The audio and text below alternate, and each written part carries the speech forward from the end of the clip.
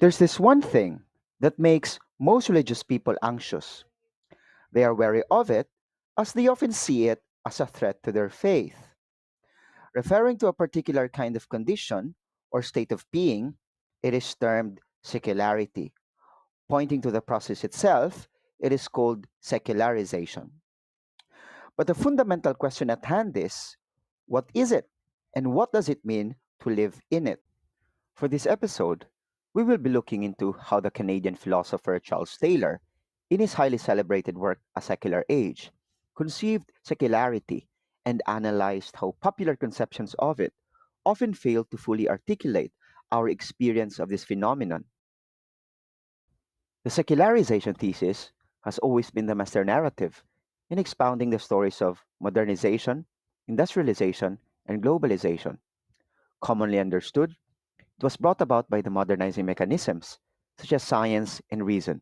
In this sense, religion gradually loses its grip on modern society as matters concerning morality, miracles, and even cases of demonic possession were handed over to rational fields, namely law courts, science, psychology, psychiatry, and many other fields that are considered secular by nature. Robert Merton argued that whereas the Middle Ages revolve around the religious and theological, the modern times appear to be centered on science and technology. In this portrayal, modernity is seen with an evident retreat of religious belief, meaning, as history progressed, the explanatory power held by religion centuries back slipped away from its grasp. As traditionally conceived, one obvious symptom of secularization is disenchantment. Some would call it demystification, the process wherein the sacred or the religious retreats from the immediate human experience in ordinary life. Such demystification came with the advent of modernity, characterized by its individualism that aims to break loose from older moral and spiritual horizons. Arguably, it is Max Weber's narrative of disenchantment which is celebrated as the most popular explication of how the secularization of the world is tied with modernity. Weber attributed to the natural sciences of modernity the fundamental grounding of capitalism's development in history. For him, the technical application of scientific knowledge was certainly driven by economic concerns, which was proven beneficial to the West. Furthermore, he contended that the same scientific rationalization that informs the capitalistic enterprise is what informs the fresher attitude to religion, as manifest in the Protestant Reformation. As I maintained, the Reformation marks the rejection of all kinds of magic, including white magic, believed to be possessed by the sacraments and sacramentals. The doctrine of salvation by faith complements with the denial of church magic and the turn to pure biblical authority. Moreover, Weber traced the apparent disenchantment of the world in the rationalization and intellectualization of the observable phenomena manifest in the cosmos through naturalistic terms, which attained a high point with the scientific revolutions of modernity. This mode of explaining the world suppresses any attempt of finding meaning outside its boundaries. For the proponents of this method, the answers to our inquiries lie within the material world itself. Such an understanding of secularity is what Charles Taylor labeled as a story of subtraction, which he rejected in formulating his own account of secularity. For him, as the first accepted notion of secularity, that is, secularity 1, has something to do with the withdrawal of religion from the public sphere, the second conception of it, secularity 2, consists in the falling off of religious belief and practice. These definitions, Taylor argued, are deficient, which necessitate a different interpretation, a third sense of secularity, secularity 3, that has something to do with the conditions of belief, that is, set by cultural conditions where unbelief in religion is a viable option. This formulation of secularity depicts a move from a society where belief in God is unchallenged and indeed unproblematic to one in which it is understood to be one option among others, and frequently not the easiest to embrace. Or, in another phrasing, one which takes us from a society in which it was virtually impossible not to believe in God to one in which faith, even for the staunchest believer, is one human possibility among others. More remarkably, it is a kind of secularization where belief and unbelief in God coexist within society, far from its popular conception as exclusively the replacement of religion by materialistic science.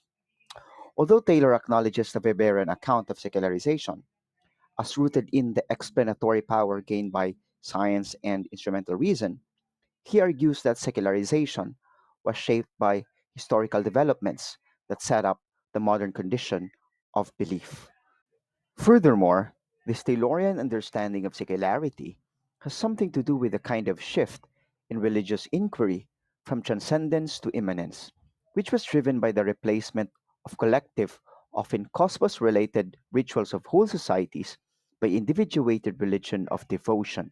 Whereas the former locates meaning outside the self, the latter finds it within.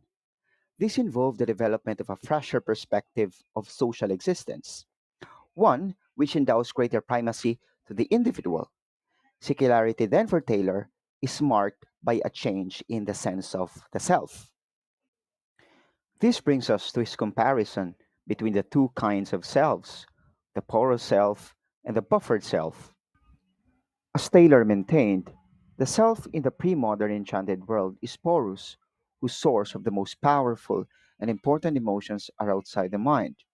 This porous identity is characterized by a certain awareness that meaning does not only reside within, but also finds its locus in external objects. Since in the pre modern world meaning comes from the outside, objects have the ability to take hold of the self. They can influence it independent of its personal impressions about them.